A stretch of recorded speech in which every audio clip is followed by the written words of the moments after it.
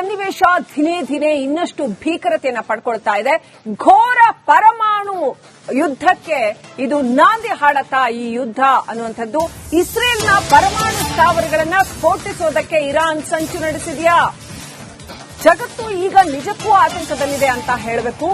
ಪರಮಾಣು ಸ್ಥಾವರಗಳು, ಇಸ್ರೇಲ್ನ ಪರಮಾಣು ಸ್ಥಾವರಗಳನ್ನ ಸ್ಫೋಟಿಸೋದಕ್ಕೆ ಇರಾನ್ ಸಂಚು ನಡೆಸಿದೆ ಅಂತ ಹೇಳಲಾಗ್ತಾ ಇದೆ. ಇಸ್ರೇಲ್ ಅಣು ರಿಯಾಕ್ಟರ್ಗಳನ್ನ ಸ್ಫೋಟಿಸ್ತೀವಿ ಅಂತ ಎಚ್ಚರಿಕೆ ಕೊಟ್ಟಿದೆಯಂತೆ ಇರಾನ್.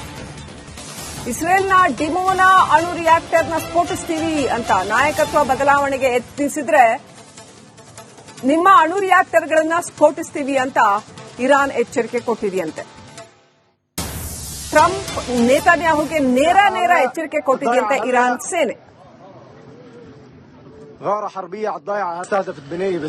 ಅಯತೊಲ್ಲಾ ಖೊಮೇನಿ ಮೃತರಾದ ನಂತರದಲ್ಲಿ ಯುದ್ಧ ಮುಗಿಯುತ್ತೆ ಅಂತ ಹಲವು ದೇಶಗಳು ನಿರೀಕ್ಷಿಸಿದ್ವು. ಆದ್ರೆ ಹಾಗಾಗ್ಲಿಲ್ಲ. ಇರಾನ್ ಸೇನೆ ಯುದ್ಧವನ್ನ ಮುಂದುವರೆಸಿದೆ.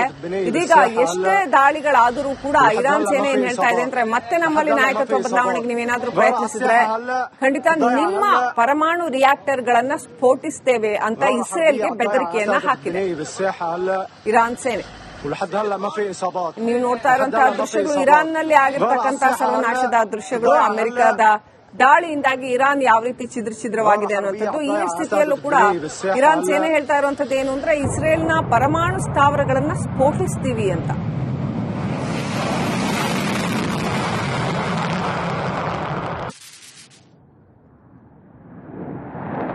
ಇರಾನ್ನಲ್ಲಿ ನಾಯಕತ್ವ ಬದಲಾವಣೆ ಅಂದ್ರೆ ರೆಜಿಮ್ ಚೇಂಜ್, ಓವರ್ ಆಲ್ ಆಡಳಿತಾನೇ ಚೇಂಜ್ ಮಾಡಬೇಕು, ಒಂದು ಡೆಮಾಕ್ರೆಟಿಕ್ ಸರ್ಕಾರ ತರಬೇಕು ಅನ್ನುವಂಥದ್ದು ಅಮೆರಿಕ ಮತ್ತು ಇಸ್ರೇಲ್ನ ಗುರಿಯಾಗಿತ್ತು.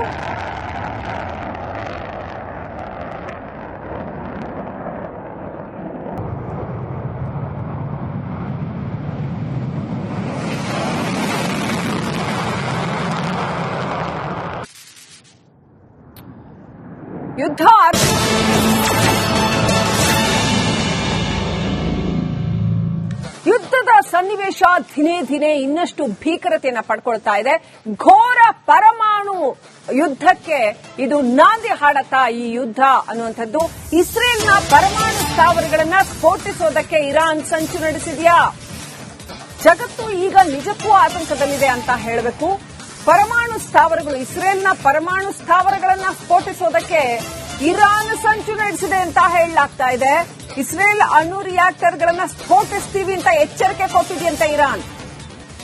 ಇಸ್ರೇಲ್ನ ಡಿಮೋನಾ ಅಣು ರಿಯಾಕ್ಟರ್ನ ಸ್ಫೋಟಿಸ್ತೀವಿ ಅಂತ ನಾಯಕತ್ವ ಬದಲಾವಣೆಗೆ ಯತ್ನಿಸಿದ್ರೆ ನಿಮ್ಮ ಅಣು ರಿಯಾಕ್ಟರ್ಗಳನ್ನ ಸ್ಫೋಟಿಸ್ತೀವಿ ಅಂತ ಇರಾನ್ ಎಚ್ಚರಿಕೆ ಕೊಟ್ಟಿದೆಯಂತೆ. ಟ್ರಂಪ್ ನೇತಾನ್ಯಾಹುಗೆ ನೇರ ಎಚ್ಚರಿಕೆ ಕೊಟ್ಟಿದೆಯಂತೆ ಇರಾನ್ ಸೇನೆ. ಅಯತೊಲ್ಲಾ ಖೊಮೇನಿ ಮೃತರಾದ ನಂತರದಲ್ಲಿ ಯುದ್ಧ ಮುಗಿಯುತ್ತೆ ಅಂತ ಹಲವು ದೇಶಗಳು ನಿರೀಕ್ಷಿಸಿದ್ವು. ಆದ್ರೆ ಹಾಗಾಗ್ಲಿಲ್ಲ. ಇರಾನ್ ಸೇನೆ ಯುದ್ಧವನ್ನ ಮುಂದುವರೆಸಿದೆ. ಇದೀಗ ಎಷ್ಟೇ ದಾಳಿಗಳಾದರೂ ಕೂಡ ಇರಾನ್ ಸೇನೆ ಏನ್ ಹೇಳ್ತಾ ಇದೆ ಅಂದ್ರೆ, ಮತ್ತೆ ನಮ್ಮಲ್ಲಿ ನಾಯಕತ್ವ ಬದಲಾವಣೆಗೆ ನೀವೇನಾದ್ರೂ ಪ್ರಯತ್ನಿಸಿದ್ರೆ ಖಂಡಿತ ನಿಮ್ಮ ಪರಮಾಣು ರಿಯಾಕ್ಟರ್ಗಳನ್ನ ಸ್ಫೋಟಿಸ್ತೇವೆ ಅಂತ ಇಸ್ರೇಲ್ಗೆ ಬೆದರಿಕೆಯನ್ನ ಹಾಕಿದೆ ಇರಾನ್ ಸೇನೆ. ನೀವು ನೋಡ್ತಾ ಇರುವಂತಹ ದೃಶ್ಯಗಳು ಇರಾನ್ನಲ್ಲಿ ಆಗಿರ್ತಕ್ಕಂತಹ ಸರ್ವನಾಶದ ದೃಶ್ಯಗಳು. ಅಮೆರಿಕದ ದಾಳಿಯಿಂದಾಗಿ ಇರಾನ್ ಯಾವ ರೀತಿ ಛಿದ್ರವಾಗಿದೆ ಅನ್ನುವಂಥದ್ದು. ಈ ಸ್ಥಿತಿಯಲ್ಲೂ ಕೂಡ ಇರಾನ್ ಸೇನೆ ಹೇಳ್ತಾ ಇರುವಂತದ್ದು ಏನು ಅಂದ್ರೆ, ಇಸ್ರೇಲ್ನ ಪರಮಾಣು ಸ್ಥಾವರಗಳನ್ನ ಸ್ಫೋಟಿಸ್ತೀವಿ ಅಂತ.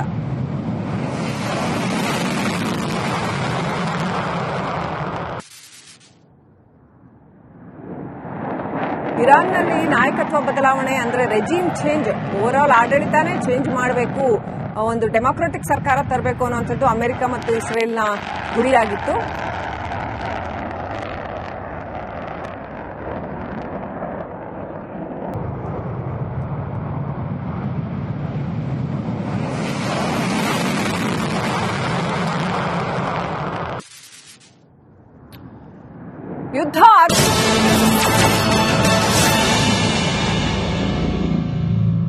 ಯುದ್ಧದ ಸನ್ನಿವೇಶ ದಿನೇ ದಿನೇ ಇನ್ನಷ್ಟು ಭೀಕರತೆಯನ್ನ ಪಡ್ಕೊಳ್ತಾ ಇದೆ. ಘೋರ ಪರಮಾಣು ಯುದ್ಧಕ್ಕೆ ಇದು ನಾಂದಿ ಹಾಡತ್ತಾ ಈ ಯುದ್ಧ ಅನ್ನುವಂಥದ್ದು. ಇಸ್ರೇಲ್ನ ಪರಮಾಣು ಸ್ಥಾವರಗಳನ್ನ ಸ್ಫೋಟಿಸೋದಕ್ಕೆ ಇರಾನ್ ಸಂಚು ನಡೆಸಿದೆಯಾ? ಜಗತ್ತು ಈಗ ನಿಜಕ್ಕೂ ಆತಂಕದಲ್ಲಿದೆ ಅಂತ ಹೇಳಬೇಕು. ಪರಮಾಣು ಸ್ಥಾವರಗಳು, ಇಸ್ರೇಲ್ನ ಪರಮಾಣು ಸ್ಥಾವರಗಳನ್ನ ಸ್ಫೋಟಿಸೋದಕ್ಕೆ ಇರಾನ್ ಸಂಚು ನಡೆಸಿದೆ ಅಂತ ಹೇಳಲಾಗ್ತಾ ಇದೆ. ಇಸ್ರೇಲ್ ಅಣು ರಿಯಾಕ್ಟರ್ಗಳನ್ನ ಸ್ಫೋಟಿಸ್ತೀವಿ ಅಂತ ಎಚ್ಚರಿಕೆ ಕೊಟ್ಟಿದೆಯಂತೆ ಇರಾನ್. ಇಸ್ರೇಲ್ನ ಡಿಮೋನಾ ಅಣು ರಿಯಾಕ್ಟರ್ನ ಸ್ಫೋಟಿಸ್ತೀವಿ ಅಂತ ನಾಯಕತ್ವ ಬದಲಾವಣೆಗೆ ಯತ್ನಿಸಿದ್ರೆ ನಿಮ್ಮ ಅಣು ರಿಯಾಕ್ಟರ್ಗಳನ್ನ ಸ್ಫೋಟಿಸ್ತೀವಿ ಅಂತ ಇರಾನ್ ಎಚ್ಚರಿಕೆ ಕೊಟ್ಟಿದೆಯಂತೆ. ಟ್ರಂಪ್ ನೇತಾನ್ಯಾಹುಗೆ ನೇರ ಎಚ್ಚರಿಕೆ ಕೊಟ್ಟಿದೆಯಂತೆ ಇರಾನ್ ಸೇನೆ. ಆಯತೊಲ್ಲಾ ಖೊಮೇನಿ ಮೃತರಾದ ನಂತರದಲ್ಲಿ ಯುದ್ಧ ಮುಗಿಯುತ್ತೆ ಅಂತ ಹಲವು ದೇಶಗಳು ನಿರೀಕ್ಷಿಸಿದ್ವು. ಆದ್ರೆ ಹಾಗಾಗ್ಲಿಲ್ಲ. ಇರಾನ್ ಸೇನೆ ಯುದ್ಧವನ್ನ ಮುಂದುವರೆಸಿದೆ. ಇದೀಗ ಎಷ್ಟೇ ದಾಳಿಗಳಾದರೂ ಕೂಡ ಇರಾನ್ ಸೇನೆ ಏನ್ ಹೇಳ್ತಾ ಇದೆ ಅಂದ್ರೆ, ಮತ್ತೆ ನಮ್ಮಲ್ಲಿ ನಾಯಕತ್ವ ಬದಲಾವಣೆಗೆ ನೀವೇನಾದ್ರೂ ಪ್ರಯತ್ನಿಸಿದ್ರೆ ಖಂಡಿತ ನಿಮ್ಮ ಪರಮಾಣು ರಿಯಾಕ್ಟರ್ಗಳನ್ನ ಸ್ಫೋಟಿಸ್ತೇವೆ ಅಂತ ಇಸ್ರೇಲ್ಗೆ ಬೆದರಿಕೆಯನ್ನ ಹಾಕಿದೆ ಇರಾನ್ ಸೇನೆ. ನೀವು ನೋಡ್ತಾ ಇರುವಂತಹ ದೃಶ್ಯಗಳು ಇರಾನ್ನಲ್ಲಿ ಆಗಿರ್ತಕ್ಕಂತಹ ಸರ್ವನಾಶದ ದೃಶ್ಯಗಳು. ಅಮೆರಿಕದ ದಾಳಿಯಿಂದಾಗಿ ಇರಾನ್ ಯಾವ ರೀತಿ ಛಿದ್ರವಾಗಿದೆ ಅನ್ನುವಂಥದ್ದು. ಈ ಸ್ಥಿತಿಯಲ್ಲೂ ಕೂಡ ಇರಾನ್ ಸೇನೆ ಹೇಳ್ತಾ ಇರುವಂತದ್ದು ಏನು ಅಂದ್ರೆ, ಇಸ್ರೇಲ್ನ ಪರಮಾಣು ಸ್ಥಾವರಗಳನ್ನ ಸ್ಫೋಟಿಸ್ತೀವಿ ಅಂತ.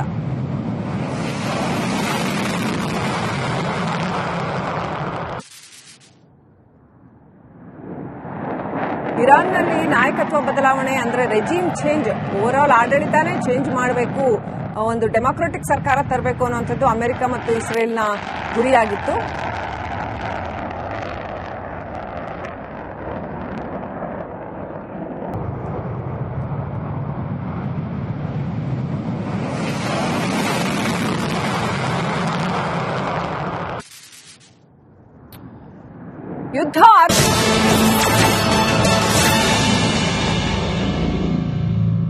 ಯುದ್ಧದ ಸನ್ನಿವೇಶ ದಿನೇ ಇನ್ನಷ್ಟು ಭೀಕರತೆಯನ್ನು ಪಡ್ಕೊಳ್ತಾ ಇದೆ.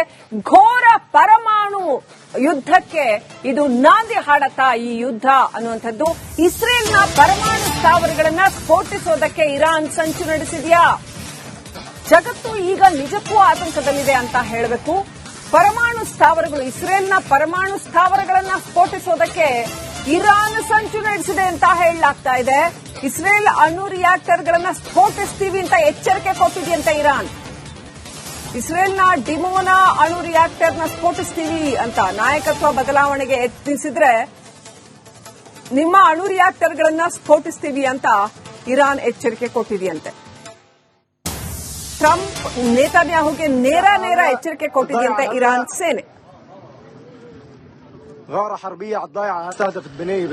ಆಯತೊಲ್ಲಾ ಖೊಮೇನಿ ಮೃತರಾದ ನಂತರದಲ್ಲಿ ಯುದ್ಧ ಮುಗಿಯುತ್ತೆ ಅಂತ ಹಲವು ದೇಶಗಳು ನಿರೀಕ್ಷಿಸಿದ್ವು. ಆದ್ರೆ ಹಾಗಾಗ್ಲಿಲ್ಲ. ಇರಾನ್ ಸೇನೆ ಯುದ್ಧವನ್ನ ಮುಂದುವರೆಸಿದೆ.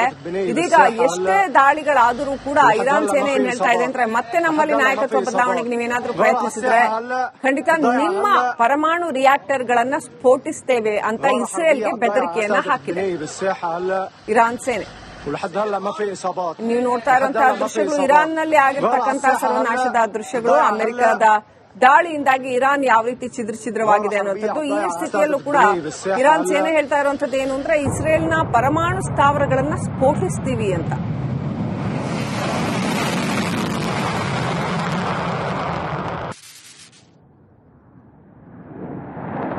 ಇರಾನ್ನಲ್ಲಿ ನಾಯಕತ್ವ ಬದಲಾವಣೆ ಅಂದ್ರೆ ರೆಜಿಮ್ ಚೇಂಜ್, ಓವರ್ ಆಲ್ ಆಡಳಿತಾನೇ ಚೇಂಜ್ ಮಾಡಬೇಕು, ಒಂದು ಡೆಮಾಕ್ರೆಟಿಕ್ ಸರ್ಕಾರ ತರಬೇಕು ಅನ್ನುವಂಥದ್ದು ಅಮೆರಿಕ ಮತ್ತು ಇಸ್ರೇಲ್ನ ಗುರಿಯಾಗಿತ್ತು.